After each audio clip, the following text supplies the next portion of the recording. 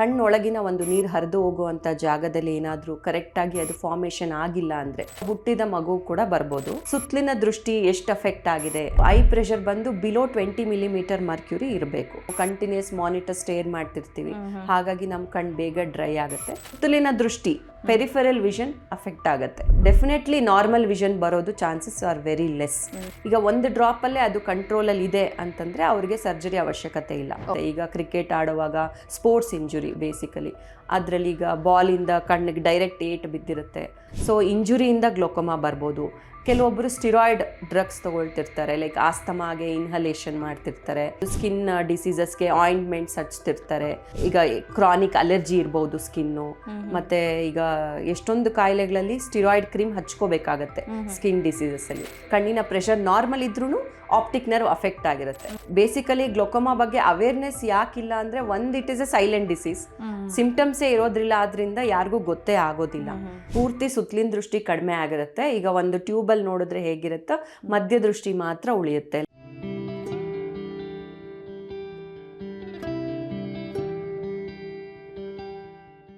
ವಿಜಯ ಕರ್ನಾಟಕ ವೀಕ್ಷಕರಿಗೆ ನಮಸ್ತೆ. ನಾನು ರಕ್ಷಾ ಕೋಟ್ಯಾನ್. ಕಣ್ಣಿನ ನರದಲ್ಲಿ ಉಂಟಾಗುವಂಥ ಒತ್ತಡ, ಇದನ್ನು ನಾವು ಗ್ಲೋಕೋಮಾ ಅಂತ ಹೇಳಿ ಕರಿತೀವಿ. ಸೊ ಇದಕ್ಕೆ ಕಾರಣ ಏನು? ನಾವು ಯೂಶಲಿ ಕ್ಯಾಟ್ರಾಕ್ಟ್ ಐ ಬಗ್ಗೆ ಅಥವಾ ಕಣ್ಣಿನ ಪೊರೆಯ ಬಗ್ಗೆ ಕೇಳಿರ್ತೀವಿ. ಆದರೆ ಹೆಚ್ಚಿನ ಜನರಿಗೆ ಗ್ಲೋಕೋಮಾ ಅಂತ ಹೇಳಿದರೆ ಏನು, ಇದು ಯಾವ ರೀತಿಯಾಗಿ ಕಣ್ಣಿನ ಮೇಲೆ ಎಫೆಕ್ಟ್ ಆಗುತ್ತೆ ಅನ್ನೋದ್ರ ಬಗ್ಗೆ ತಿಳಿದಿರೋದಿಲ್ಲ. ಹಾಗಾಗಿ ಈ ಕಣ್ಣಿನ ನರದಲ್ಲಿ ಉಂಟಾಗುವಂಥ ಒತ್ತಡದ ಬಗ್ಗೆ ಹೆಚ್ಚಿನ ಮಾಹಿತಿಯನ್ನು ತಿಳಿಸ್ಕೊಡೋದಕ್ಕೆ ಇವತ್ತು ನಮ್ಮ ಜೊತೆ ಇದ್ದಾರೆ doctor Sandhya ES, consultant ophthalmologist, doctor Agarwal's eye hospital, Kanakapura road, Bangalore. Doctor, ಕಾರ್ಯಕ್ರಮಕ್ಕೆ ಸ್ವಾಗತ. Thank you. ಡಾಕ್ಟರ್, ಈಗ ಗ್ಲೋಕೋಮಾ, ಸೊ ತುಂಬ ಜನರಿಗೆ ನಾನು ಆಗಲೇ ಹೇಳಿದಾಗೆ ಕ್ಯಾಟ್ರಾಕ್ಟ್ ಐ ಅಥವಾ ಕಣ್ಣಿನ ಪೊರೆ ಅಂದ ತಕ್ಷಣ ಹೆಚ್ಚಿನ ಜನರಿಗೆ ಗೊತ್ತಿರುತ್ತೆ, ಅದನ್ನು ಕೇಳಿಡ್ತಾರೆ. ಓಕೆ, ಕಣ್ಣಿನ ಆಪರೇಷನ್ ಮಾಡ್ತಾರಂತೆ ಈ ಥರ ಕಣ್ಣಿನ ಪೊರೆಗೆ ಅಂತ. ಆದರೆ ಗ್ಲೋಕೋಮಾ ಅಂತ ಬಂದಾಗ ಕೆಲವರಿಗೆ ಅದೇನು ಅನ್ನೋದ್ರ ಐಡಿಯಾ ಇರೋದಿಲ್ಲ. ಸೊ ಕಣ್ಣಿನ ಗ್ಲೋಕೋಮಾ ಸಾಮಾನ್ಯವಾಗಿ ಏಜ್ ಆದವರಲ್ಲೇ ಬರುತ್ತಾ ಅಥವಾ ಕಣ್ಣಿನ ಗ್ಲೋಕೋಮಾ ಅಂತ ಹೇಳಿದರೆ ಏನು, ಇದ್ರ ಬಗ್ಗೆ ತಿಳಿಸ್ಕೊಡಿ. ಖಂಡಿತ. ನೀವು ಹೇಳ್ದಾಗೇನೆ ಏಜ್ ಆದವರಲ್ಲಿ ರಿಸ್ಕ್ ಜಾಸ್ತಿ ಇರುತ್ತೆ ಗ್ಲೋಕೋಮಾ ಬರುವಂಥದ್ದು. ಬಟ್ ಎನಿ ಏಜ್ ಅವರಿಗೆ ಗ್ಲೋಕೋಮಾ ಬರ್ಬೋದು. ಸೊ ಹುಟ್ಟಿದ ಮಗು ಕೂಡ ಬರ್ಬೋದು. ಕಂಜನೈಟಲ್ ಗ್ಲೋಕೋಮಾ ಅಂತ ಹೇಳ್ತೀವಿ. ಸೊ ಈಗ ಮಗು ಭ್ರೂಣ ಪೀರಿಯಡಲ್ಲಿ ಕಣ್ಣೊಳಗಿನ ಒಂದು ನೀರು ಹರಿದು ಹೋಗುವಂಥ ಜಾಗದಲ್ಲಿ ಏನಾದರೂ ಕರೆಕ್ಟಾಗಿ ಅದು ಫಾರ್ಮೇಷನ್ ಆಗಿಲ್ಲ ಅಂದರೆ ಟ್ರಬ್ಯಾಕ್ಯುಲರ್ ಡಿಸ್ಜೆನೆಸಿಸ್ ಅಂತ ಹೇಳ್ತೀವಿ. ಆಗ ಹುಟ್ಟಿದ ಮಗು ಹುಟ್ಟಿದ ತಕ್ಷಣವೇ ಗ್ಲೋಕೋಮಾ ಇರ್ಬೋದು. ಅದನ್ನು ಕಂಜನೈಟಲ್ ಗ್ಲೋಕೋಮಾ ಅಂತ ಹೇಳ್ತೀವಿ. ಮತ್ತು ಬೆಳೀತಾ ಬೆಳೀತಾ ಗ್ಲೋಕೋಮಾ ಬರ್ಬೋದು, ಅದನ್ನು ಡೆವಲಪ್ಮೆಂಟಲ್ ಗ್ಲೋಕೋಮಾ ಅಂತ ಹೇಳ್ತೀವಿ. ಅದಾದ ನಂತರ 40 ವರ್ಷದ ಮೇಲ್ಪಟ್ಟವರಿಗೆ ಪ್ರೈಮರಿ ಓಪನ್ ಆ್ಯಂಗಲ್ ಗ್ಲೋಕೋಮಾ ಅಂತ ಹೇಳ್ತೀವಿ. ಸೊ ವಯಸ್ಸಾಗ್ತಾ ಆಗ್ತಾ ಗ್ಲೋಕೋಮಾ ಬರುವಂಥ ಸಾಧ್ಯತೆ ಹೆಚ್ಚಿರುತ್ತೆ. ಬಟ್ ಯಾವ ಏಜ್ ಗ್ರೂಪಲ್ಲಾದರೂ ಗ್ಲೋಕೋಮಾ ಕಾಣಿಸ್ಕೊಳ್ಬಹುದು. ಕಾಮನ್ ಆಗಿ 40 ವರ್ಷದ ಮೇಲ್ಪಟ್ಟವರಿಗೆ ಪ್ರೈಮರಿ ಗ್ಲೋಕೋಮಾ ಕಾಣಿಸ್ಕೊಳ್ತಿರುತ್ತೆ. ಸೊ ಈಗ ಗ್ಲೋಕೋಮಾ ಅಂತಂದರೆ, ಸೊ ನಾರ್ಮಲಿ ಕಣ್ಣು ಒಳಗಡೆ ಐ ಪ್ರೆಷರ್ ಬಂದು ಬಿಲೋ 20 ಮಿಲಿಮೀಟರ್ ಮರ್ಕ್ಯೂರಿ ಇರಬೇಕು. ಸೊ ಏನಕ್ಕೆ ಐ ಪ್ರೆಷರ್ ಅಂದರೆ ಕಣ್ಣು ಒಳಗಡೆ ಒಂದು ನೀರು ಉತ್ಪತ್ತಿ ಆಗುತ್ತೆ. ಸೊ ಎಕ್ವಿಯಸ್ ಹ್ಯೂಮರ್ ಅಂತ ಹೇಳ್ತೀವಿ. ಆ ನೀರು ಏನಕ್ಕೆ ಬೇಕು ಅಂದರೆ ಕಣ್ಣಿನ ನ್ಯೂಟ್ರಿಷನ್ ಸಪ್ಲೈ, ಕಣ್ಣಿನ ಸ್ಟ್ರಕ್ಚರ್ಸ್ಗೆ ನ್ಯೂಟ್ರಿಷನ್ಗೋಸ್ಕರ ಆ ಎಕ್ವಿಯಸ್ ಹ್ಯೂಮರ್ ಪ್ರೊಡ್ಯೂಸ್ ಆಗುತ್ತೆ. ಎಷ್ಟು ಪ್ರೊಡ್ಯೂಸ್ ಆಗುತ್ತೋ ಎಕ್ವಿಯಸ್ ಹ್ಯೂಮರ್ ಅಷ್ಟೇ ಹೊರಗಡೆ ಹೋಗಬೇಕು. ಸೊ ಅದು ಹೊರಗಡೆ ಹೋಗುವಂಥ ಚಾನೆಲ್ನ ಟ್ರಬ್ಯಾಕ್ಯುಲರ್ ಮೆಶ್ವರ್ಕ್ ಅಂತ ಹೇಳ್ತೀವಿ. ಆ ಚಾನೆಲ್ ಕರೆಕ್ಟಾಗಿ ಫಂಕ್ಷನ್ ಮಾಡಿಲ್ಲ ಅಥವಾ ಎಷ್ಟು ಉತ್ಪತ್ತಿ ಆಗ್ತಿದೆಯೋ ನೀರು ಅಷ್ಟು ಹೊರಗಡೆ ಹೋಗ್ತಾ ಇಲ್ಲ ಅಂದರೆ ನೀರು ಒಳಗಡೆನೇ ಅಕ್ಯುಮುಲೇಟ್ ಆಗೋದ್ರಿಂದ ಐ ಪ್ರೆಷರ್ ಇನ್ಕ್ರೀಸ್ ಆಗುತ್ತೆ. ಐ ಪ್ರೆಷರ್ ಇನ್ಕ್ರೀಸ್ ಆದಾಗ ಆಪ್ಟಿಕ್ ನರ್ವ್ ಅಂದರೆ ಕಣ್ಣನ್ನು ಬ್ರೈನಿಗೂ ಕನೆಕ್ಟ್ ಮಾಡುವಂಥ ನರ, ಅದಕ್ಕೆ ತೊಂದರೆಯಾಗಿ ಅದರಿಂದ ಗ್ಲೋಕೋಮಾ ಬರುತ್ತೆ. ಸೊ ಗ್ಲೋಕೋಮಾಲಿ ಏನಾಗುತ್ತೆ ಅಂತಂದರೆ ಸುತ್ತಲಿನ ದೃಷ್ಟಿ ಪೆರಿಫೆರಲ್ ವಿಷನ್ ಅಫೆಕ್ಟ್ ಆಗುತ್ತೆ. ಹಾಗಾಗಿ ತುಂಬ ಜನರಿಗೆ ಏನು ಗೊತ್ತಾಗಲ್ಲ, ಯಾಕಂದರೆ ಪೆರಿಫೆರಲ್ ವಿಷನ್ ಅಫೆಕ್ಟ್ ಆಗೋದ್ರಿಂದ ಸಿಂಪ್ಟಮ್ಸ್ ಏನೂ ಇರೋದಿಲ್ಲ. So it is called silent thief off site, ಅಂದರೆ ಮೌನ ಕಳ್ಳ ಅಂತ, ದೃಷ್ಟಿಯ ಮೌನ ಕಳ್ಳ. ಸೊ ಏನು ಸಿಂಪ್ಟಮ್ಸ್ ಇರೋದಿಲ್ಲ, ಆದ್ರಿಂದ ತುಂಬ ಜನಕ್ಕೆ ಗ್ಲೋಕೋಮಾ ಇದೆ ಅಂತ ಗೊತ್ತಾಗೋದಿಲ್ಲ. So that is why like we call it a silent thief off site. Okay, so ಹಾಗಿದ್ರೆ ಸಿಂಪ್ಟಮ್ ಇರುತ್ತೆ, ನಮಗೆ ಗೊತ್ತಾಗೋದಿಲ್ಲ ಅಂತ.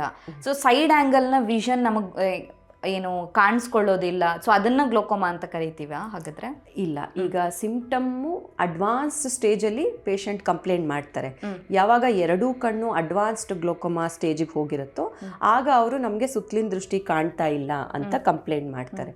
ಅದು ಇಲ್ಲ, ಇನ್ನು ಅರ್ಲಿ ಸ್ಟೇಜಲ್ಲಿ ಇದ್ದಾಗ ಏನು ಸಿಂಪ್ಟಮ್ಸ್ ಇರೋದಿಲ್ಲ. ಈಗ ಕಣ್ಣಿನ ಪ್ರೆಷರು ನಾವು ಹಾಸ್ಪಿಟ್ಲಿಗೆ ಬಂದಾಗ ಅದನ್ನು ಮೆಷರ್ ಮಾಡ್ತೀವಿ. ಈಗ 20 ಒಳಗಿದೆ ಅಂತ ಇದ್ದರೆ ಅದು ನಾರ್ಮಲ್ ಐ ಪ್ರೆಷರ್. ಕೆಲವೊಬ್ಬರಿಗೆ ನಾರ್ಮಲ್ ಐ ಪ್ರೆಷರ್ ಇದ್ರೂ ನಾರ್ಮಲ್ ಟೆನ್ಷನ್ ಗ್ಲೋಕೋಮಾ ಅಂತಿದೆ. ಹಾಗಾಗಿ ಆಪ್ಟಿಕ್ ನರ್ವ್ ನೋಡಬೇಕು ನಾವು.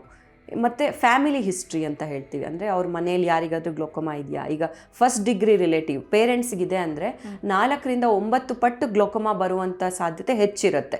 ಸೊ ಇಟ್ ಈಸ್ ಆನುವಂಶಿಕ ಕಾಯಿಲೆ. ಹಾಗಾಗಿ ಜೆನೆಟಿಕ್ ಡಿಸೀಸ್ ಆದ್ದರಿಂದ ಫ್ಯಾಮಿಲಿ ಹಿಸ್ಟ್ರಿ ತುಂಬ ಇಂಪಾರ್ಟೆಂಟ್. ಈಗ ಮನೇಲಿ ಪೇರೆಂಟ್ಸು, ಬ್ರದರ್ಸು ಯಾರಿಗಾದ್ರೂ ಇದೆ ಅಂದರೆ ಅವರೆಲ್ಲರೂ ಫ್ಯಾಮಿಲಿ ಚೆಕ್ ಮಾಡಿಸ್ಕೋಬೇಕಾಗತ್ತೆ ಗ್ಲೋಕೋಮಾ. ಬಟ್ ಅದೇ ನೀವು ಹೇಳ್ತಿರೋ ಪ್ರಕಾರ ಅವ್ರ ಸಿಂಪ್ಟಮ್ಸ್ ಇದೆ ಅನ್ನೋ ಸ್ಟೇಜಲ್ಲಿ ನಮ್ಮ ಹತ್ರ ಬಂದರೆ ಆಲ್ರೆಡಿ ಅದು ಮಾಡ್ರೇಟ್ ಟು ಸಿವಿಯರ್ ಸ್ಟೇಜಿಗೆ ಹೋಗಿದೆ ಅಂತ ಅರ್ಥ. ಯಾಕಂದರೆ ಇನಿಷಿಯಲ್ ಸ್ಟೇಜಲ್ಲಿ ಏನೂ ಸಿಂಪ್ಟಮ್ಸ್ ಇರೋದಿಲ್ಲ ಗ್ಲೋಕೋಮಾ ಅಲ್ಲಿ. ಓಕೆ, ಆಗಲೇ ಮಾತಾಡ್ತಾ ಹೇಳಿದ್ರೆ ಮಕ್ಕಳಲ್ಲೂ ಕೂಡ ಬರುತ್ತೆ ಅಂತ, ಅಂದರೆ ಭ್ರೂಣದಲ್ಲಿರೋ ಮಗುವಿನಲ್ಲೂ ಕೂಡ ಕಾಣಿಸ್ಕೊಳ್ಳೋ ಸಾಧ್ಯತೆ ಇರುತ್ತೆ ಅಂತ. ಭ್ರೂಣದಲ್ಲಿ ಸರಿಯಾಗಿ ಡೆವಲಪ್ಮೆಂಟ್ ಆಗಿಲ್ಲ ಅಂದರೆ ಡೆಲಿವರಿ ಆದಮೇಲೆ ಕಾಣಿಸುತ್ತೆ. ಏನಂದರೆ ನೋಡಿದ ತಕ್ಷಣ ಮಗುದು ಕಣ್ಣು ಐಬಾಲ್ಸು ಎನ್ಲಾರ್ಜ್ ಆಗಿರುತ್ತೆ. ಬುಫ್ತಾಲ್ಮಸ್ ಅಂತ ಹೇಳ್ತೀವಿ ಅದಕ್ಕೆ. Okay, so enlarged eyeball. Okay, that is like ನೋಡಿದ ತಕ್ಷಣನೇ ಇದು ನಾರ್ಮಲ್ ಅಲ್ಲ, ಅಬ್ನಾರ್ಮಲ್ ಅಂತ ಗೊತ್ತಾಗುತ್ತೆ. ನೋಡಿದ ತಕ್ಷಣ ಗೊತ್ತಾಗುತ್ತೆ. ಹೌದು, ಈಸಿ. ಕಂಜನೈಟಲ್ ಗ್ಲೋಕೋಮಾ ಅಲ್ಲಿ ಕಣ್ಣು ನೋಡಿದ ತಕ್ಷಣ ಮಗುವಿಂದು ನಮಗೆ ತಿಳಿಯುತ್ತೆ ಗ್ಲೋಕೋಮಾ ಇದೆ ಅಂತ. ಮತ್ತೆ ಕಾರ್ನಿಯಾ ಅಂತ ಹೇಳ್ತೀವಿ, ಕರಿಗುಡ್ಡೆ, ಅದರದ್ದು ಡಯಾಮೀಟರ್, ಈ ಬ್ಲ್ಯಾಕ್ ಪೋರ್ಷನ್ ಏನಿದೆ ಅದು ಎನ್ಲಾರ್ಜ್ ಆಗಿರುತ್ತೆ. ಸೊ ಕಾರ್ನಿಯಾ ಎನ್ಲಾರ್ಜ್ ಆಗಿರುತ್ತೆ, ಕಣ್ಣು ನೋಡಲಿಕ್ಕೆ ತುಂಬ ದೊಡ್ಡದಾಗಿ ಅನಿಸುತ್ತೆ. ಸೊ ತಕ್ಷಣವೇ ನೀವು ಕಣ್ಣಿನ ತಜ್ಞರ ಹತ್ರ ತೋರಿಸ್ಕೋಬೇಕು. ಅದಕ್ಕೆ ಯೂಶ್ವಲಿ ಡ್ರಾಪ್ಸ್ ಇರುತ್ತೆ, ಬಟ್ ಶಸ್ತ್ರಚಿಕಿತ್ಸೆ ಮಾಡಲೇಬೇಕಾಗತ್ತೆ. ಅಷ್ಟು ಸಣ್ಣ ಮಗುವಿಗೂ ಮಾಡಬೇಕಾಗುತ್ತೆ? ಹೌದು ಹೌದು. Okay okay. ಅದಾದಮೇಲೆ ಈಗ ಮಕ್ಕಳಲ್ಲಿ ಕಂಜನೈಟ್ ಗ್ಲೋಕೋಮಾ ಬಂತು ಅಂತ ಹೇಳಿದ್ರೆ ಕಂಪ್ಲೀಟ್ ಆಗಿ ಕ್ಯೂರ್ ಆಗುತ್ತಾ? ಅದೇ, ಅದು ಬಿಕಾಸ್ ಅರ್ಲಿ ಬಂದಿರೋದ್ರಿಂದ ಯಾವ ಸ್ಟೇಜಲ್ಲಿ ಇದೆ ಅಂತ ಕಂಡುಹಿಡಿಯೋದು ತುಂಬ ಕಷ್ಟ ಮಗುವಿಗೆ. ಮತ್ತು ದೃಷ್ಟಿ ಎಷ್ಟಿದೆ, ಏನು ಆಪ್ಟಿಕ್ ನರ್ವ್ ಹೇಗಿದೆ ಅಂತ ಫಸ್ಟು ನಾವು ಅಸೆಸ್ ಮಾಡಬೇಕು. ಸೊ ಅನಸ್ತೀಸಿಯಾ, ಎಕ್ಸಾಮಿನೇಷನ್ ಅಂಡರ್ ಅನಸ್ತೀಸಿಯಾ ಮಾಡಿ ಆ ಮಗು ಯಾವ ಸ್ಟೇಜಲ್ಲಿ ಗ್ಲೋಕೋಮಾ ಇದೆ, ಕಣ್ಣಿನ ಡಯಾಮೀಟರ್ ಎಲ್ಲ ಮೆಷರ್ ಮಾಡಬೇಕಾಗತ್ತೆ. ಅದಾದಮೇಲೆ ಡ್ರಾಪ್ಸ್ ಕೊಡ್ತೀವಿ, ಅದಾದಮೇಲೆ surgery. So definitely normal vision ಬರೋದು chances are very less, because ಹುಟ್ಟಿದಾಗ್ಲಿಂದನೇ ತೊಂದರೆ ಇರೋದ್ರಿಂದ. ಈಗ ಎಷ್ಟು ದೃಷ್ಟಿ ಇದೆ ಅಂತ ಮೆಷರ್ ಮಾಡೋದು ಕಷ್ಟ, ಪ್ಲಸ್ ಯಾವ ಸ್ಟೇಜಲ್ಲಿ ಇದೆ ಅಂತ ನೋಡೋದು ಕಷ್ಟ. ಆ್ಯಂಡ್ ಶಸ್ತ್ರಚಿಕಿತ್ಸೆ ಆದಮೇಲೆ ಎಷ್ಟೊಂದು ಮಕ್ಕಳಿಗೆ ಇಂಪ್ರೂವ್ ಆಗಿದ್ದಾರೆ. But it might not be normal vision. Definitely ಏನು ಮಾಡ್ದಿರಾ ಹಾಗೆ ಇರೋದಿಲ್ಲ. ಡೆಫಿನೆಟ್ಲಿ ಟ್ರ್ಯಾಬ್ ಆನ್ ಟ್ರ್ಯಾಬ್ ಅಂತ ಹೇಳ್ತೀವಿ, ಟ್ರಬ್ಯಾಕ್ಯುಲಾಟಮಿ ವಿತ್ ಟ್ರಬ್ಯಾಕ್ಯುಲೆಕ್ಟಮಿ ಅಂತ. ಆ ಪ್ರೊಸೀಜರ್ ಮಾಡಿ ನಾವು ಕಣ್ಣಿನ ಒತ್ತಡ ಕಡಿಮೆ ಮಾಡ್ತೀವಿ ಕಂಜನೈಟಲ್ ಗ್ಲೋಕೋಮಾ ಅಲ್ಲಿ. Okay okay. ಹಾಗಿದ್ರೆ ಕಣ್ಣಲ್ಲಿ ರೆಡ್ನೆಸ್ ಇಲ್ಲ ಅಥವಾ ವಿಷನ್ ಪ್ರಾಬ್ಲಮ್ ನನಗೇನು ಇಲ್ಲ ಅಂದಾಗ ನಮ್ಮದು ಕಣ್ಣು ಹೆಲ್ದಿ ಆಗಿದೆ ಅಂತ ಅಂದ್ಕೊಳ್ಳೋ ತಪ್ಪಾಗುತ್ತೆ. ಸೊ ಸೈಲೆಂಟ್ ಆಗಿ ನಮ್ಮ ಕಣ್ಣಲ್ಲಿ ಪ್ರಾಬ್ಲಮ್ಸ್ಗಳು ಉಂಟಾಗುವಂಥ ಚಾನ್ಸಸ್ ಸಾಧ್ಯತೆ ಹೆಚ್ಚು ಇದೆ. ಹೌದು. ಸೊ ಈಗ ಗ್ಲೋಕೋಮಾ ಅಲ್ಲಾಗಲಿ ಡಯಾಬಿಟಿಕ್ ರೆಟಿನೋಪತಿ, ಈ 2 ಡಿಸೀಸಸಲ್ಲಿ normally most of the time ಏನು ಸಿಂಪ್ಟಮ್ಸ್ ಇರಲ್ಲ. ಸೊ ಹಾಗಾಗಿ ಕಣ್ಣಿನ ಚಿಕಿತ್ಸೆ ತುಂಬ ಇಂಪಾರ್ಟೆಂಟು. ಮತ್ತು ಗ್ಲೋಕೋಮಾಲಿ 2 ಥರ ಇರುತ್ತೆ, ಓಪನ್ ಆ್ಯಂಗಲ್, ಕ್ಲೋಸ್ಡ್ ಆ್ಯಂಗಲ್ ಅಂತ. ಈ ಓಪನ್ ಆ್ಯಂಗಲ್ ಅನ್ನೋದು ಸೈಲೆಂಟ್ ಡಿಸೀಸ್, ಏನೂ ಸಿಂಪ್ಟಮ್ಸ್ ಇರಲ್ಲ. ಸೊ ಕಣ್ಣಿನ ಪ್ರೆಷರ್ ಜಾಸ್ತಿ ಆದಾಗ ಕೂಡ ಎಷ್ಟೊಂದು ಜನರಿಗೆ 20 ಮೇಲಿದ್ರೂ ಗೊತ್ತಾಗಲ್ಲ. ಈಗ ಇನ್ನೊಂದು ವೆರೈಟಿ ಇದೆ, ಆ್ಯಂಗಲ್ ಕ್ಲೋಜರ್ ಗ್ಲೋಕೋಮಾ ಅಂತ. ಅದು ಇಂಡಿಯನ್ ಏಷ್ಯನ್ ವಿಮೆನ್ನಲ್ಲಿ ವೆರಿ ಕಾಮನ್. ಸೊ ಈ ಆ್ಯಂಗಲ್ ಕ್ಲೋಜರ್ ಗ್ಲೋಕೋಮಾ ಅಲ್ಲಿ ಕೆಲವೊಂದು ಸರಿ ಕಣ್ಣಿನ ಒತ್ತಡ more than 45 to 50 millimetre mercury ಹೋದಾಗ ಅವರಿಗೆ ಕಣ್ಣು ಕೆಂಪಾಗ್ಬೋದು, ತಲೆನೋವು ಬರ್ಬೋದು, ವಾಂತಿ ಬರೋ ಥರ ಆಗ್ಬೋದು, ಅಥವಾ ವಾಂತಿ ಬರ್ಬೋದು. ಈ ಎಲ್ಲ ಸಿಂಪ್ಟಮ್ಸ್ ಇರುತ್ತೆ. ಸೊ ಈ ಥರ ಸಿಂಪ್ಟಮ್ಸ್ ಇದ್ದಾಗ ಅವರೇ ಹಾಸ್ಪಿಟ್ಲಿಗೆ ಬರ್ತಾರೆ ಆ್ಯಂಡ್ ಅದಕ್ಕೆ ಬೇರೆ ಬೇರೆ ಥರ ಚಿಕಿತ್ಸೆ ಇರುತ್ತೆ. ಬಟ್ ಈ ಓಪನ್ ಆ್ಯಂಗಲ್ ಗ್ಲೋಕೋಮಾ ಏನಿದೆ ಅದರಲ್ಲಿ ಏನು ಸಿಂಪ್ಟಮ್ಸ್ ಇರೋದಿಲ್ಲ. ಹಾಗಾಗಿ ರೆಗ್ಯುಲರ್ ಐ ಚೆಕಪ್. ಮತ್ತು 40 ವರ್ಷ ಮೇಲ್ಪಟ್ಟವರಿಗೆ ಗ್ಲೋಕೋಮಾ ಬರುವಂಥ ಸಾಧ್ಯತೆ ಹೆಚ್ಚಿರುತ್ತೆ. 60 ವರ್ಷ ಮೇಲ್ಪಟ್ಟವರಿಗೆ 6 times ಹೆಚ್ಚು ರಿಸ್ಕ್ ಇರುತ್ತೆ. ಹಾಗಾಗಿ ಅವರು ಬಂದು ಐ ಪ್ರೆಷರ್ ಚೆಕ್ ಮಾಡಿಸ್ಕೋಬೇಕು. ಕಣ್ಣಿಂದು ನರ, ನಾನು ಮೊದಲೇ ಹೇಳ್ದಾಗೆ ಆಪ್ಟಿಕ್ ನರ್ವ್ ಅಫೆಕ್ಟ್ ಆಗೋದ್ರಿಂದ ಕಣ್ಣಿನ ನರ ಎವ್ಯಾಲ್ಯೂಯೇಟ್ ಮಾಡ್ಕೋಬೇಕಾಗತ್ತೆ. ಮತ್ತು ಕೆಲವು ಇನ್ವೆಸ್ಟಿಗೇಷನ್ಸ್ ಬರುತ್ತೆ ಗ್ಲೋಕೋಮಾ ಕಂಡುಹಿಡಿಯೋದಕ್ಕೆ. ನಾನು ಮೊದಲೇ ಹೇಳ್ದಾಗೆ ಒಂದು ಫಂಡಸ್ ಫೋಟೋ ಅಂತ ಹೇಳ್ತೀವಿ, ಕಣ್ಣಿನ ನರದ ಫೋಟೋ ತೆಗಿಬೋದು, ಸ್ಕ್ಯಾನ್ ಮಾಡ್ಬೋದು. Optic nerve scan, retinal nerve fibre analysis ಅಂತ ಮಾಡ್ತೀವಿ. ಅದರಲ್ಲಿ ಗ್ಲೋಕೋಮಾ ಬೇಗ ಕಂಡುಹಿಡಿಬೋದು, ಅರ್ಲಿ ಸ್ಟೇಜಸ್ಸಲ್ಲೇ ಕಂಡುಹಿಡಿಬೋದು. ಅದಾದಮೇಲೆ ಫೀಲ್ಡ್ ಟೆಸ್ಟ್ ಅಂತ ಬರುತ್ತೆ. ಫೀಲ್ಡ್ ಟೆಸ್ಟ್ ಅಂದರೆ ಸುತ್ತಲಿನ ದೃಷ್ಟಿ ಎಷ್ಟು ಅಫೆಕ್ಟ್ ಆಗಿದೆ ಅಂತ ಕಂಡುಹಿಡಿಯುವಂಥ ಒಂದು ಟೆಸ್ಟ್. ಸೊ ಈ ಎಲ್ಲ ಥರದ ಇನ್ವೆಸ್ಟಿಗೇಷನ್ಸ್ ಇರುತ್ತೆ ಗ್ಲೋಕೋಮಾ ಅಲ್ಲಿ. ಇದೆಲ್ಲ ಹಾಸ್ಪಿಟ್ಲಿಗೆ ಬಂದು ಗ್ಲೋಕೋಮಾ ಇದೆ ಅಂತ ಸಸ್ಪಿಷನ್ ಇದ್ದಾಗ ನಾವು ಅಡ್ವೈಸ್ ಮಾಡ್ತೀವಿ. ಯಾಕಂದರೆ ಯಾವ ಓಪನ್ ಆ್ಯಂಗಲ್ ಗ್ಲೋಕೋಮಾಲಿ ಸಿಂಪ್ಟಮ್ಸ್ ಇರಲ್ಲ, ಆದ್ದರಿಂದ ಡಾಕ್ಟರ್ ನೋಡಿ ಕಣ್ಣಿನ ಪ್ರೆಷರ್ ಚೆಕ್ ಮಾಡಿ ಡೌಟ್ ಇದೆ ಅಂದರೆ ಇದೆಲ್ಲ ಇನ್ವೆಸ್ಟಿಗೇಷನ್ಸ್ ಮಾಡಿ ನಂತರ ಮೇನ್ ಟ್ರೀಟ್ಮೆಂಟ್ ಬಂದು ಕಣ್ಣಿಂದು ಹನಿ ಡ್ರಾಪ್ಸ್ ಹಾಕ್ಕೋಬೇಕಾಗತ್ತೆ. ಈಗ ಅರ್ಲಿ ಸ್ಟೇಜಸ್ ಆಫ್ ಗ್ಲೋಕೋಮಾ ಅಲ್ಲಿ ಟ್ರೀಟ್ಮೆಂಟ್ ಬಂದು ಡ್ರಾಪ್ಸೇ ಇರುತ್ತೆ. ಸೊ ಆ ಡ್ರಾಪ್ಸು ಲೈಫ್ ಲಾಂಗ್ ಯೂಸ್ ಮಾಡಬೇಕು. ಒಂದು ಸರಿ ಗ್ಲೋಕೋಮಾ ಇಂಥ ಟೈಮಲ್ಲಿ ಸ್ಟಾಪ್ ಮಾಡಬೇಕು ಆ ಥರ ಇಲ್ಲ. ಈಗ ಶುಗರ್ ಬಂದಾಗ ಹೇಗೆ ಲೈಫ್ ಲಾಂಗ್ ನಾವು ಡಯಾಬಿಟಿಸ್ ಮೆಡಿಸಿನ್ ತೊಗೊಳ್ತೀವಿ, ಈಗ ಕಣ್ಣಿನ ಒತ್ತಡ ಇವತ್ತು ನಾವು ಡ್ರಾಪ್ಸ್ ಹಾಕ್ಕೊಂಡ್ರೆ ಇವತ್ತದು ಈಗ ಕಂಟ್ರೋಲಲ್ಲಿ ಇರುತ್ತೆ, ನಾಳೆ ಮತ್ತೆ it might go high if you stop the drops. ಹಾಗಾಗಿ ಎವ್ರಿ ಡೇ ಕಣ್ಣಿಂದು ಒತ್ತಡ ಕಂಟ್ರೋಲಲ್ಲಿ ಇರಬೇಕು ಅಂದರೆ ಲೈಫ್ ಲಾಂಗ್ ಡ್ರಾಪ್ಸ್ ಹಾಕಬೇಕಾಗತ್ತೆ. ಸೊ ಒಂದು ವೇಳೆ ಮಿಸ್ ಆಯಿತು ಅಂತ ಹೇಳಿದ್ರೆ, ಈಗ ಒಂದ್ಸತಿ ಡ್ರಾಪ್ಸ್ ನೀವು ಕೊಟ್ರಿ ಅದಾದಮೇಲೆ ಹೋಗಿಲ್ಲ ಅಂದಾಗ ಮತ್ತೇನಾದರೂ ಪ್ರಾಬ್ಲಮ್ ಜಾಸ್ತಿ ಆಗೋ ಚಾನ್ಸಸ್ ಇರುತ್ತಾ? ಈಗ ಕೆಲವೊಬ್ಬರು ನಾವು ಈ ಥರ ಹೇಳಿದಾಗ ಎಷ್ಟೊಂದು ಜನ 1 ತಿಂಗಳು 2 ತಿಂಗಳು ಯೂಸ್ ಮಾಡಿ ಡ್ರಾಪ್ ಸ್ಟಾಪ್ ಮಾಡಿಬಿಡ್ತಾರೆ. ಅವರಿಗೆ glaucoma is a very slowly progressive disease. ವಾರಗಳಲ್ಲಿ ತಿಂಗಳಲ್ಲಿ ಏನೂ ಗೊತ್ತಾಗೋದಿಲ್ಲ. ಸೊ ವರ್ಷಾನುಗಟ್ಟಲೆ ಬೇಕಾಗುತ್ತೆ. It's a slowly progressive disease. But ಏನು ಡ್ಯಾಮೇಜ್ ಆಗ್ತಿರುತ್ತೆ that is irreversible damage. We cannot reverse the damage. Retinal cells death is permanent damage. ಹಾಗಾಗಿ ವಿ ಇನ್ಸಿಸ್ಟ್ ಡ್ರಾಪ್ಸು ಖಂಡಿತ ಮರಿದೀರ ಎವ್ರಿ ಡೇ ಹಾಕ್ಕೋಬೇಕು ಅಂತ. Once in a while miss ಆದರೆ ಪರವಾಗಿಲ್ಲ, but they have to resume back. ಹಾಕ್ಕೊಳ್ಬೇಕು. ಈ ಸಮಸ್ಯೆ ಎರಡೂ ಕಣ್ಣಲ್ಲಿ ಬರುತ್ತಾ ಅಥವಾ ಒಂದು ಕಣ್ಣಲ್ಲಿ ಬರೋ ಚಾನ್ಸಸ್ ಏನಾದರೂ ಇದೆಯಾ ಹೇಗೆ ಅಂತ? ಖಂಡಿತ ಇದೆ, ಒಂದು ಕಣ್ಣಲ್ಲಿ ಬರೋ ಚಾನ್ಸು ಇದೆ. ಸೊ ಹಾಗಾಗಿ ಕೆಲವರಿಗೆ ಒಂದು ಕಣ್ಣು ಅಡ್ವಾನ್ಸ್ಡ್ ಗ್ಲೋಕೋಮಾ ಇರುತ್ತೆ, ಇನ್ನೊಂದು ಕಣ್ಣು ನಾರ್ಮಲ್ ಇರುತ್ತೆ. ಅವರೆಲ್ಲ ಆ್ಯಕ್ಟಿವಿಟೀಸು ನಾರ್ಮಲ್ ಇರುವಂಥ ಕಣ್ಣಿಂದ ಮಾಡ್ತಿರ್ತಾರೆ. ಆಗೇನಾಗುತ್ತೆ, ಅಡ್ವಾನ್ಸ್ಡ್ ಗ್ಲೋಕೋಮಾ ಮಿಸ್ ಆಗುತ್ತೆ. ಅವ್ರು ನಮ್ಮ ಹತ್ರ ಬರೋ ಅಷ್ಟರಲ್ಲಿ ನಾವೇನು ಮಾಡ್ಲಿಕ್ಕೆ ಆಗೋದಿಲ್ಲ. ಬಿಕಾಸ್ ಒನ್ಸ್ ಅಡ್ವಾನ್ಸ್ಡ್ ಗ್ಲೋಕೋಮಾ ಆದಮೇಲೆ ಅದನ್ನು ರಿವರ್ಸ್ ಮಾಡ್ಲಿಕ್ಕೆ ಆಗಲ್ಲ. ಸುತ್ತಲಿನ ದೃಷ್ಟಿ ಪೂರ್ತಿ ಕಳ್ಕೊಂಡಿರ್ತಾರೆ ಅವರು, ಮಧ್ಯ ದೃಷ್ಟಿ ಇರುತ್ತೆ. ಸೊ ಸುತ್ತಲಿನ ದೃಷ್ಟಿಯಿಂದ ಒಂದು ಕಣ್ಣಲ್ಲಿ ಕಳ್ಕೊಂಡಿರೋರು ಇನ್ನೊಂದು ಕಣ್ಣು ನಾರ್ಮಲ್ ಇರೋರಿಗೆ ಎಷ್ಟೋ ಜನ ಗೊತ್ತೇ ಇರಲ್ಲ ಗ್ಲೋಕೋಮಾ ಇದೆ ಅಂತ. ನಾವು ಅವ್ರಿಗೆ ಕನ್ವಿನ್ಸ್ ಮಾಡಿ ನಿಮ್ಗಿದೆ ಅಂತ ಹೇಳಿದ್ದು it's A challenge actually. Because they don't accept easily. ಇಲ್ಲ ನನಗೆಲ್ಲ ನಾರ್ಮಲ್ ಇದೆಯಲ್ವಾ, ಬಿಕಾಸ್ ನೋ ಬಡಿ ಕ್ಲೋಸಸ್ ಒನ್ ಐ ಅಂಡ್ ಯಾರು ರೆಗ್ಯುಲರ್ ಆಗಿ ಕಣ್ಣಲ್ಲಿ ಚೆಕ್ ಮಾಡೋದಿಲ್ಲ. ಹಾಗಾಗಿ ಅವ್ರಿಗೆ ಆಶ್ಚರ್ಯ ಆಗತ್ತೆ, ಹೌದಾ ನಾನು ಇಷ್ಟು ದಿನ ಚೆನ್ನಾಗೇ ಇದ್ನಲ್ವಾ, ಏನೂ ತೊಂದರೆ ಆಗಿಲ್ಲ ಅಂತ ಹೇಳ್ತಾರೆ. ತುಂಬ ಜನಕ್ಕೆ it is challenging for us to convince patient that you have advanced disease. Advanced ಡಿಸೀಸಾ, ನಮ್ಗೇನು ಗೊತ್ತೇ ಆಗಿಲ್ವಲ್ಲ ಅಂತ ಹೇಳ್ತಾರೆ ಎಷ್ಟೊಂದು ಜನ. ಸೊ ನಾವು ಈ ಇನ್ವೆಸ್ಟಿಗೇಷನ್ಸ್ ಎಲ್ಲ ಮಾಡಿ ತೋರಿಸಿ ಅವರಿಗೆ ವಿ ಶೋ ದೆಮ್, ನೋಡಿ ಇಷ್ಟು ನಿಮ್ಗೆ ಎಷ್ಟೇ ದೃಷ್ಟಿ ಉಳಿದಿದೆ, ಇದನ್ನ ಉಳಿಸ್ಕೊಳ್ಬೇಕಿದ್ರೆ ನೀವು ಡ್ರಾಪ್ಸ್ ಹಾಕ್ಕೋಬೇಕು ಅಂತ we have to convince the patient. ಈಗ ಅಡ್ವಾನ್ಸ್ ಸ್ಟೇಜಿಗೆ ಹೋಗಿದ್ರು ಕೂಡ ಸೆಂಟರ್ ವಿಷನ್ ಹಾಗೆ ಉಳಿದಿರುತ್ತೆ. ಹೌದು, ಟನಲ್ ವಿಷನ್ ಅಂತ ಹೇಳ್ತೀವಿ. ಪೂರ್ತಿ ಸುತ್ತಲಿನ ದೃಷ್ಟಿ ಕಡಿಮೆ ಆಗಿರುತ್ತೆ. ಈಗ ಒಂದು ಟ್ಯೂಬಲ್ಲಿ ನೋಡಿದ್ರೆ ಹೇಗಿರುತ್ತೋ ಮಧ್ಯ ದೃಷ್ಟಿ ಮಾತ್ರ ಉಳಿಯುತ್ತೆ, ಲಾಸ್ಟ್ ವರ್ಗೂ ಉಳಿಯುತ್ತೆ. ಆಗ್ಲೂ ಟ್ರೀಟ್ಮೆಂಟ್ ತಗೊಂಡಿಲ್ಲ ಅಂದ್ರೆ ಅಂಧತ್ವ, it will lead to blindness. Total it is there in glaucoma. That's why we stress screening is very important for glaucoma. ಯಾಕಂದ್ರೆ ಕಂಪ್ಲೀಟ್ ದೃಷ್ಟಿ ಕಳ್ಕೊಳ್ಳೋ ಚಾನ್ಸ್ ಕೂಡ ಇದೆ ಗ್ಲೋಕೋಮಾ ಅಲ್ಲಿ. ಇದಕ್ಕೆ ಆಪರೇಷನ್ ಬೇಕಾಗಿಲ್ವಾ ಹಾಗಿದ್ರೆ? ಲೈಫ್ ಲಾಂಗ್ ಡ್ರಾಪ್ಸ್ ಇರಬೇಕು ಅಂತ ಹೇಳಿದ್ರಿ. ಹೌದು. ಸೊ ಆಪರೇಷನ್ ಯಾವಾಗ ಮಾಡ್ತೀರಾ ಹಾಗಿದ್ರೆ? ಹೌದು, ಈಗ ಗ್ಲೋಕೋಮಾ ಡ್ರಾಪ್ಸ್ ಅಲ್ಲಿ ತುಂಬಾ ಥರ ಇರುತ್ತೆ, ಬೇರೆ ಬೇರೆ ಮೆಕ್ಯಾನಿಸಮಲ್ಲಿ ವರ್ಕ್ ಮಾಡುವಂಥ ಡ್ರಾಪ್ಸ್ ಇರುತ್ತೆ. ಈಗ ಒಂದು ಪೇಷಂಟಿಗೆ ಪ್ರೆಷರ್ ಈಗ 25ರಿಂದ 30 ಇದೆ, ಈಗ ಒಂದು ಡ್ರಾಪಲ್ಲೇ ಅದು ಕಂಟ್ರೋಲಲ್ಲಿ ಇದೆ ಅಂತಂದರೆ ಅವರಿಗೆ ಸರ್ಜರಿ ಅವಶ್ಯಕತೆ ಇಲ್ಲ. ಸೊ ಕೆಲವೊಬ್ಬರಿಗೆ 2-3 ಡ್ರಾಪ್ಸ್ ಅವಶ್ಯಕತೆ ಇರುತ್ತೆ. ಸೊ ಆ 3 ಡ್ರಾಪ್ಸ್ ಹಾಕಿನೂ ಅವರಿಗೆ ಐ ಪ್ರೆಷರ್ ಬಿಲೋ 20 ಇಲ್ಲ, ಅಥವಾ ಅವರಿಗೆ ಟಾರ್ಗೆಟ್ ಪ್ರೆಷರ್ ಅಂತ ಹೇಳ್ತೀವಿ, ಟಾರ್ಗೆಟ್ IOP ಅದರ ಅಚೀವ್ ಆಗಿಲ್ಲ ಇಷ್ಟು ಡ್ರಾಪ್ಸ್ ಹಾಕಿನೂ. ಕೆಲವರೆಲ್ಲ 3-4 ಡ್ರಾಪ್ಸ್ ಹಾಕ್ತಿರ್ತಾರೆ ಗ್ಲೋಕೋಮಾಲಿ. ಆ ಥರ ಸಂದರ್ಭದಲ್ಲಿ ನಾವು ಟ್ರೆಬ್ಯಾಕ್ಯುಲೆಕ್ಟಮಿ ಅನ್ನೋ ಶಸ್ತ್ರಚಿಕಿತ್ಸೆ ಅಡ್ವೈಸ್ ಮಾಡ್ತೀವಿ. ಸೊ ಯಾವಾಗ ಡ್ರಾಪ್ಸು ಮ್ಯಾಕ್ಸಿಮಮ್ ಮೆಡಿಕಲ್ ಥೆರಪಿ ಅಂತ ಹೇಳ್ತೀವಿ, ಮ್ಯಾಕ್ಸಿಮಮ್ ಮೆಡಿಕಲ್ ಥೆರಪಿಯಿಂದನೂ ಅವ್ರಿಗೆ ಕಣ್ಣಿನ ಒತ್ತಡ ಕಡಿಮೆ ಆಗ್ತಾ ಇಲ್ಲ ಅನ್ನೋ ಸ್ಟೇಜ್ ರೀಚ್ ಆದಾಗ ನಾವು ಸರ್ಜರಿ ಅಡ್ವೈಸ್ ಮಾಡ್ತೀವಿ. ಓಕೆ, ಒಂದು ಸತಿ ಆಪರೇಷನ್ ಮಾಡಿದ್ಮೇಲೆ ಲೈಫ್ ಲಾಂಗ್ ನನ್ನ ಕಣ್ಣ ಸೇಫು ಅಂತ ಅಂದುಕೊಳ್ಳೋದು ಎಷ್ಟು ಸರಿ? ಇದ್ರ ಬಗ್ಗೆ ಏನು ಹೇಳ್ತೀರಾ ಅಂತ?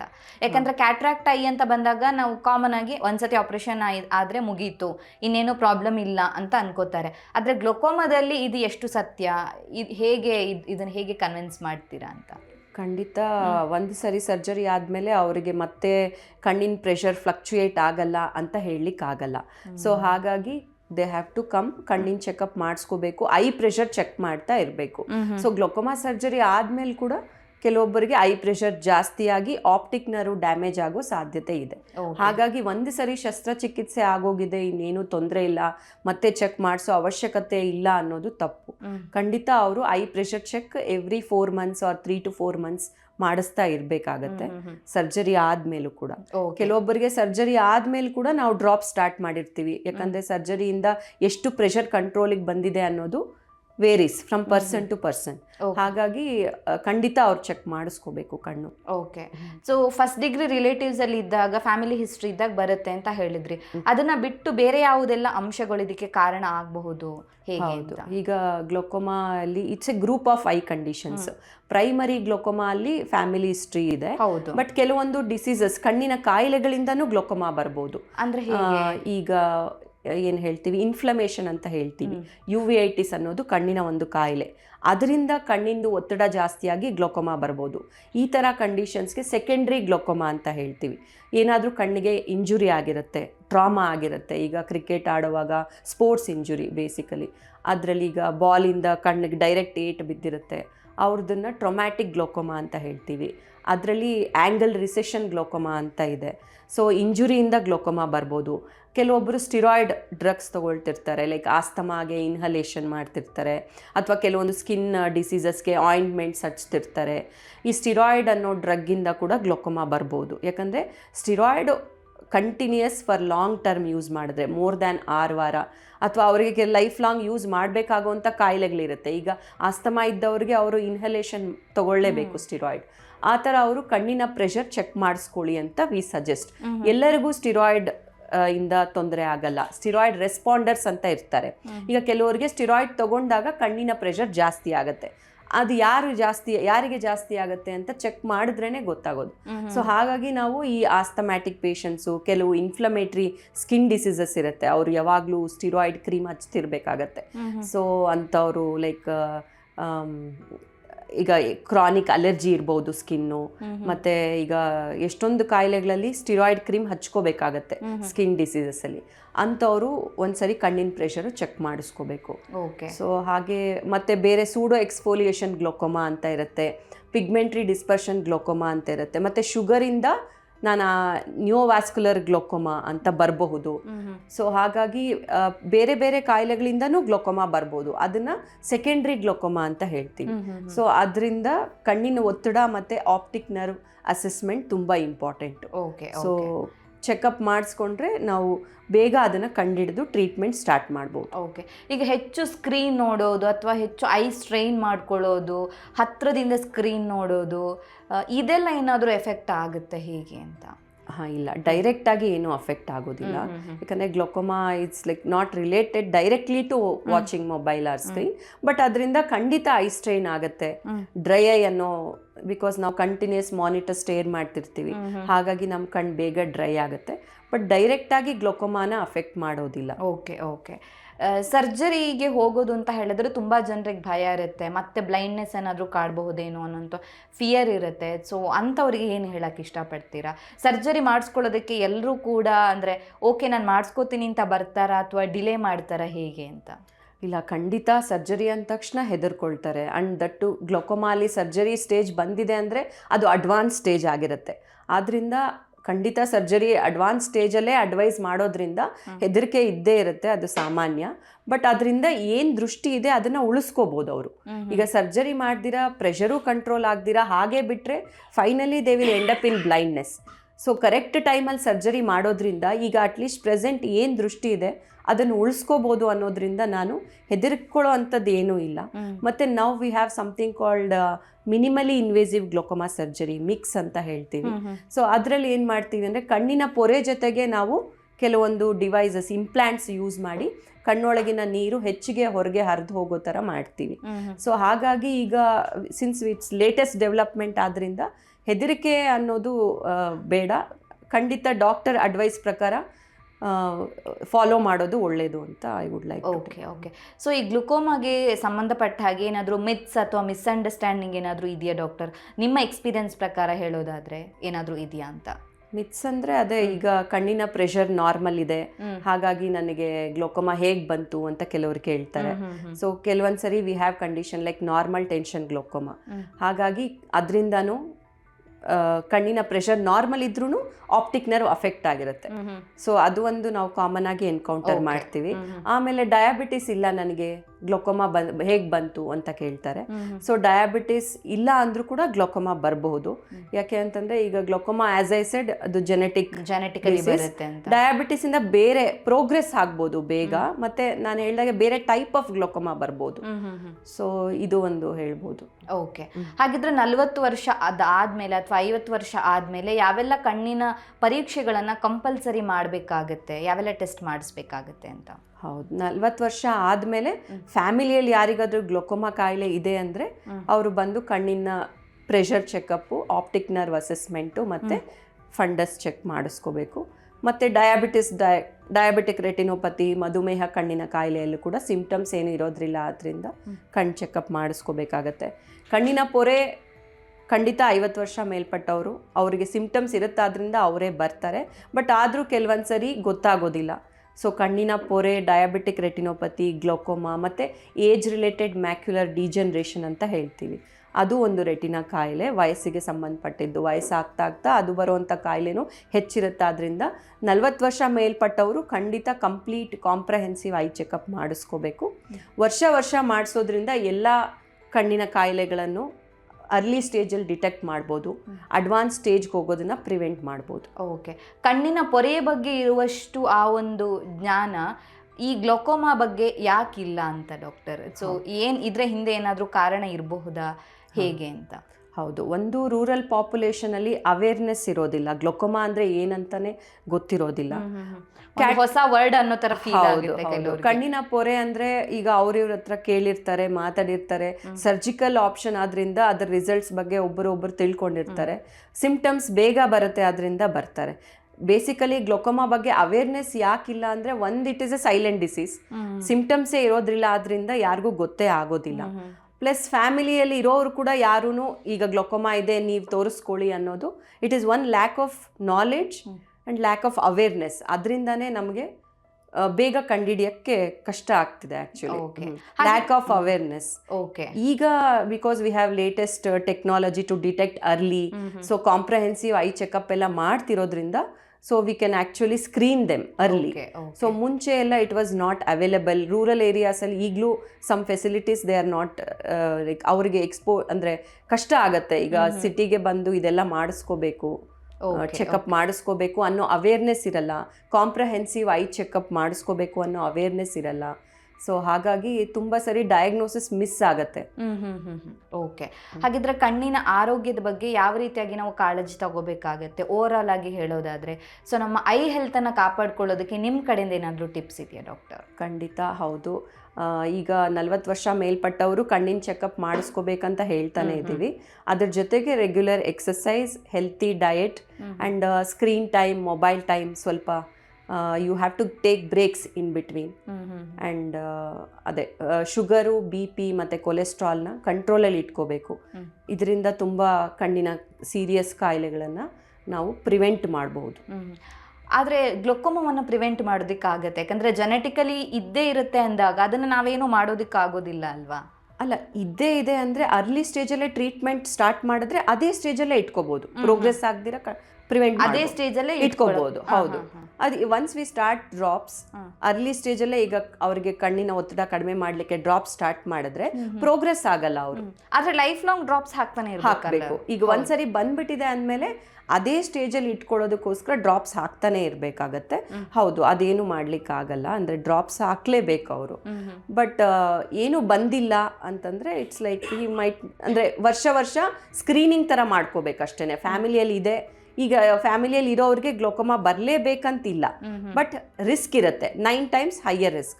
ಅವ್ರಿಗಿಲ್ಲ ಅಂತಂದರೆ ಈಗ 40 ವರ್ಷದವರೆಗೂ ಇಲ್ಲ ಅಂತಿರುತ್ತೆ, 40 ವರ್ಷ ಆದಮೇಲೂ ಬರೋದೇ ಇಲ್ಲ ಅಂತ ಹೇಳಲಿಕ್ಕಾಗಲ್ಲ. ವರ್ಷ ಚೆಕ್ ಮಾಡಿಸ್ತಾ ಇದ್ದರೆ ಈಗ ವೆರಿ ಸ್ಮಾಲ್ RNFL ಡಿಫೆಕ್ಟ್ ಅಂತ ಹೇಳ್ತೀವಿ. ಅರ್ಲಿ RNFL ಡಿಫೆಕ್ಟ್ ಅಂತ ಬಂದಾಗ ಸ್ಕ್ಯಾನಲ್ಲಿ ಅರ್ಲಿ ಗ್ಲೋಕೋಮಾ ಇದೆ ಅಂತ ಬಂದಾಗ ಎಷ್ಟೊಂದು ಸರಿ ನಾವು ಅದನ್ನು ಮಾನಿಟರ್ ಮಾಡ್ತೀವಿ, ನೆಕ್ಸ್ಟ್ ಇಯರ್ ಅದು ಪ್ರೋಗ್ರೆಸ್ ಆಗ್ತಿದ್ಯಾ, ಅದೇ ಸ್ಟೇಜಲ್ಲಿ ಇದೆಯಾ ಅಂತ. So once it starts progressing ನಾವು ಅವಾಗ ಡ್ರಾಪ್ ಸ್ಟಾರ್ಟ್ ಮಾಡ್ತೀವಿ. ಆ ಡ್ರಾಪ್ ಸ್ಟಾರ್ಟ್ ಮಾಡೋದ್ರಿಂದ ಅವ್ರಿಗೆ ಒಂದು ಸೈಡೇ ಇರುತ್ತೆ ಮೋಸ್ಟ್ ಅರ್ಲಿ ಗ್ಲೋಕೋಮಾಲಿ ನೈಟ್ ಒಂದು ಸರಿ ಹಾಕಬೇಕಾಗತ್ತೆ drops. Once they start the drops ಅದೇ ಸ್ಟೇಜಲ್ಲೇ ಇಟ್ಕೋಬೋದು ಅವರು. ಓಕೆ ಓಕೆ ಡಾಕ್ಟರ್, ಕೊನೆಯದಾಗಿ ಏನಾದರೂ ಹೇಳಕ್ಕೆ ಇಷ್ಟಪಡ್ತೀರಾ ಅಂತ? ಕನ್ಕ್ಲೂಷನ್ ಅದೇ, ಗ್ಲೋಕೋಮಾ ಆ್ಯಂಡ್ ಡಯಾಬಿಟಿಕ್ ರೆಟಿನೋಪತಿ ಇಂಥ ಕಾಯಿಲೆಗಳೆಲ್ಲ ಸಿಂಪ್ಟಮ್ಸ್ ಇರಲ್ಲ, ಆದ್ದರಿಂದ ಕಂಪ್ಲೀಟ್ ಐ ಚೆಕಪ್ ಮಾಡಿಸ್ಕೊಳ್ಳಿ ವರ್ಷಕ್ಕೊಂದ್ಸರಿ ಅಂತ ಹೇಳೋದಕ್ಕೆ ಇಷ್ಟಪಡ್ತೀನಿ. Okay, thank you so much doctor. ನಮ್ಮ ಇವತ್ತಿನ ಕಾರ್ಯಕ್ರಮದಲ್ಲಿ ಯಾವ ರೀತಿಯಾಗಿ ಗ್ಲೋಕೋಮಾ ಅಥವಾ ಕಣ್ಣಿನ ನರದಲ್ಲಿ ಉಂಟಾಗುವಂಥ ಒತ್ತಡವನ್ನು ಯಾವ ರೀತಿಯಾಗಿ ಬರುತ್ತೆ, ಅದನ್ನು ಯಾವ ರೀತಿಯಾಗಿ ಫಸ್ಟ್ ಸ್ಟೇಜಲ್ಲಿ ಡಿಟೆಕ್ಟ್ ಆಯಿತು ಅಂತ ಹೇಳಿದ್ರೆ ಅದನ್ನು ಹಾಗೆ ಕಾಪಾಡ್ತಾ ಹೋಗಬಹುದು, ಇದ್ರ ಬಗ್ಗೆ ಜನರಲ್ಲಿ ಅವೇರ್ನೆಸ್ ಯಾಕೆ ಇನ್ನೂ ಬೇಕಾಗುತ್ತೆ ಅನ್ನೋದ್ರ ಬಗ್ಗೆ ಹೆಚ್ಚಿನ ಮಾಹಿತಿಯನ್ನು ನಮ್ಮ ವೀಕ್ಷಕರಿಗೆ ತಿಳಿಸ್ಕೊಟ್ಟಿದ್ರೆ thank you so much. Thank you. ನಮ್ಮ ಇವತ್ತಿನ ಕಾರ್ಯಕ್ರಮದಲ್ಲಿ ಗ್ಲೋಕೋಮಾದ ಬಗ್ಗೆ ಅಥವಾ ಕಣ್ಣಿನ ನರದಲ್ಲಿ ಉಂಟಾಗುವಂಥ ಒತ್ತಡದ ಬಗ್ಗೆ ಡಾಕ್ಟರ್ ನಮಗೆ ಹೆಚ್ಚಿನ ಮಾಹಿತಿಯನ್ನು ತಿಳಿಸ್ಕೊಟ್ಟಿದ್ದಾರೆ. ಆರೋಗ್ಯಕ್ಕೆ ಸಂಬಂಧಿಸಿದಂಥ ಹೆಚ್ಚಿನ ವಿಡಿಯೋಗಳನ್ನು ನಮ್ಮ ವಿಜಯ ಕರ್ನಾಟಕ ಹೆಲ್ತ್ ಪೇಜ್ನಲ್ಲಿ ನೀವು ನೋಡಬಹುದು.